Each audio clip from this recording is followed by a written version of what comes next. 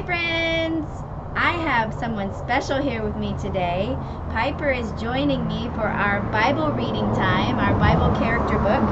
And today we have a very old book. So this was given to my daughter Savannah when she was even younger than Piper's age. So it's been in our family for a long time, and it looks like a dog chewed up the edges. It's been chewed on a couple of times, huh, Piper? Yeah. But we're going to read this. This is called Gigi, God's Little Princess, the Pink Ballerina by Sheila Walsh and illustrated by Meredith Johnson. So let's get started.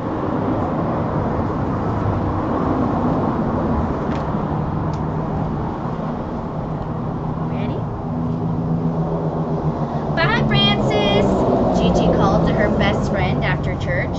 I'll talk to you later. I have a lot of royal thinking to do. Royal thinking, her daddy said as they drove home. That sounds important. It's very important, Daddy, Gigi replied. It's a royal command, and it's in the Bible, and it was our memory verse today, and it applies particularly to princesses. My goodness, take a breath, Gigi, her daddy said with a smile.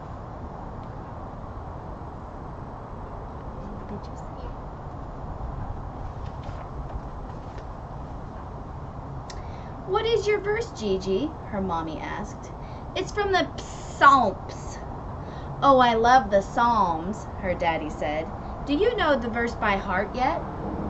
Well, kind of, Gigi answered as she pulled her lesson sheet out of her pocket. It was something to do with dancing. What happened here? Her mommy asked.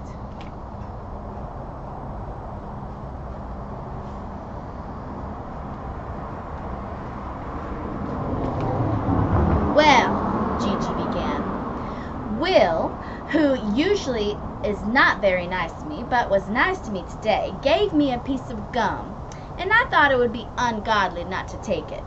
Ungodly? Her daddy asked, trying to stifle his laughter. Yes, but then the teacher said we were going to pray, and I thought it might be even more ungodly to pray with gum in my mouth. So I tore a piece of my lesson sheet and spit my gum out and...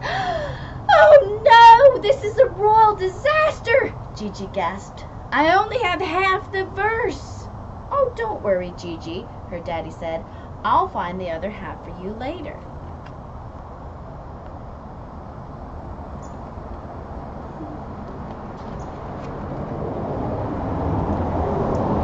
Gigi spent the rest of the day doing royal thinking. She kept repeating the line on the paper. I wonder what it means. Let them praise his name in dance. Oh my goodness, she squealed. I've got it. Startled, Tiara ran from the room, barking. Lord Fluffy opened one eye and muttered something in a cat language and went back to sleep. I will have to call Francis at once, Gigi said. Tiara, do be quiet. This is official princess business.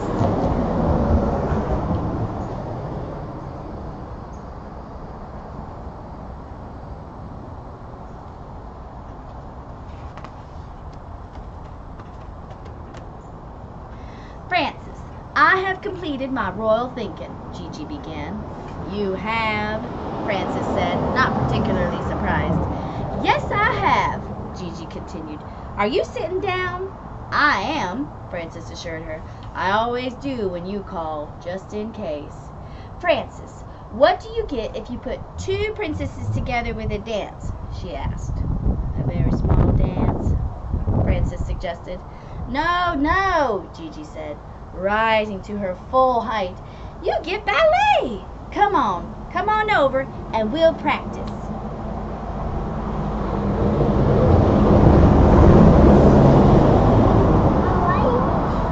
Why is she sticking her finger in her mouth? She's just thinking. Listen up, everyone, Gigi said the next day, tapping the end of her bed with a wooden spoon. We will begin by warming up. Stretch up your arms over your head like this. Francis and Tiara seemed willing to oblige, but Lord Fluffy was reluctant, deciding instead to pounce on Tiara's tail. Do you feel warm yet? asked Gigi. I do, Francis replied. Now what? Just then, Gigi's mommy looked in the door. I think you two could use some help, she said. What about a ballet class? What a royal idea, Gigi said as the princess ballerinas collapsed onto the bed.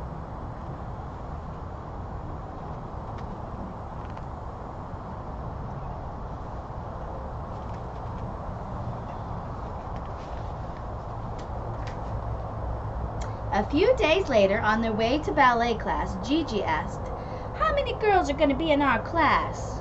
"I'm not sure, Gigi," her mommy said. "Miss Chambord said it's a class for beginners." "Well, we probably won't be in there for very long," Gigi said. "Frances and I have ballet in our blood. Don't we, Frances?" "In our blood," Frances repeated with flair.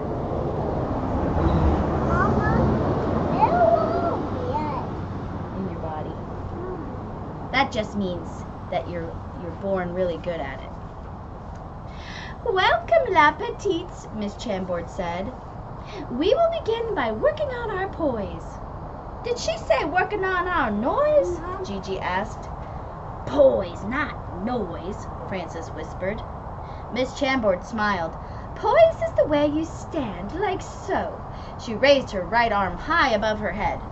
"Now bend your knees and rise to your tippy toes. Try to be elegant like swans. Long necks, long necks." "This is killing me," Gigi said to Frances, and it didn't get any easier. Mama, which one? Frances. This one's Frances, that's Gigi, and that's Miss Chambord. And those are the other girls in the class.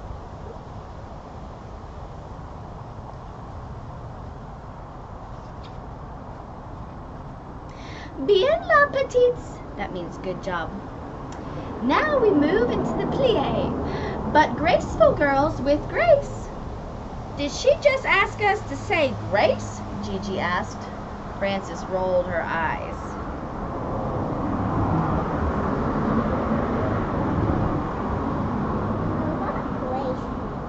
Grace. Well, some people say grace as in say a prayer before you eat. When you thank God for your food. "Now, girls," Miss Chambord said, "form a circle around and we will dance around like a little butterfly." Everything was going very well until the girl behind Gigi stepped on the end of Gigi's feather boa. The girls all went down like dominoes. Oh no, what happened? Did they all fall down? Oh no.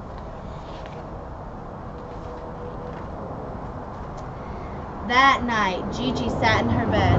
"I can't be a princess, Daddy. I just can't do it," Gigi said with big tears rolling down her cheeks. "What do you mean, Gigi?" her daddy asked. "Of course you're a princess." "God won't let me be one of his princesses," Gigi cried. "I tried to dance, but I tripped everyone up with my royal pink boa. I wanted to do it perfectly and make him proud of me." Daddy smiled. "Gigi, you are God's little princess because he chose you, not because of anything you do, or not because of anything you do or how well you do it. He looks at your heart. You can show him that you love him in a lot of ways." Why are you holding the cat? I guess he was bringing the cat to make her feel better. Her daddy looked around the room. "Where's your favorite pink boa?" "I gave it to the girl who stepped on it. She was crying and because she thought it was all her fault, but it wasn't really, and I wanted to make her feel better, so I gave her the boa to make her smile." "That was a kind thing to do, Gigi," her daddy said. "It makes God happy when you show kindness to others. And I think that we can find you another pink feathered boa. Good night, Princess." "Good night, Daddy," Gigi said, stifling a big yawn.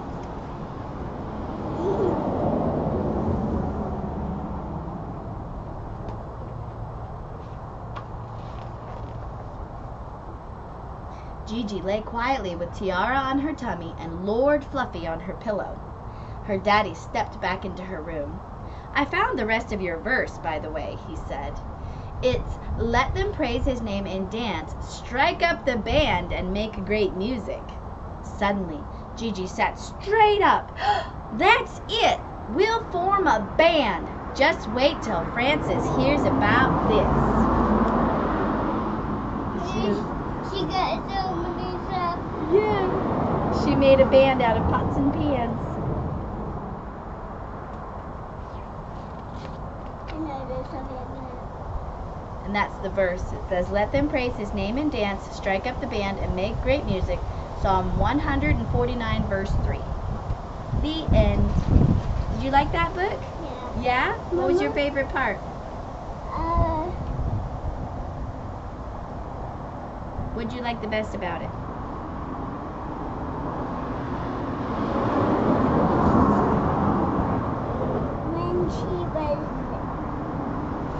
When she was dancing in the ballet class. When she was dancing in the ballet class? Yeah, that's pretty cool. Why was she sad at the end? Why did she say she couldn't be a princess? Do you remember? She thought that she had to do really good things to be God's princess. That she had to be perfect in how she did her ballet or her dance or how she followed the memory verse that she was trying to learn. And she thought that God only let people be his princesses or princes if they were perfect. Do you think that's true? No, because I do stuff bad. Do you do stuff bad? Sometimes, yeah. And sometimes we do things that aren't perfect. And if that was true, then none of us could be part of God's family.